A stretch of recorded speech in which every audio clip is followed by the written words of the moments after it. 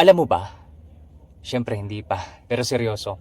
Isa sa natutunan ko sa through life experiences, no, na huwag mong ubusin ang oras at lakas mo sa pagpapaliwanag sa mga tao na pinalitan na ang katotohanan ng chismis. Alam mo, minsan ang pinakamalakas at pinakaeleganting sagot sa ingay ng paligid ay ang di mo pagkibo.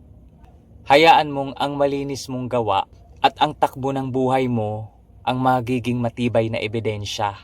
Alam mo, ang katotohanan, hindi na kailangan sumigaw. Kasi, ang tunay na nakakakilala sa'yo, hindi mo na kailangan paliwanagan. Yun lang for this video. Once again, my name is Spitz na nagsasabing, kaya mo yan. Bye-bye!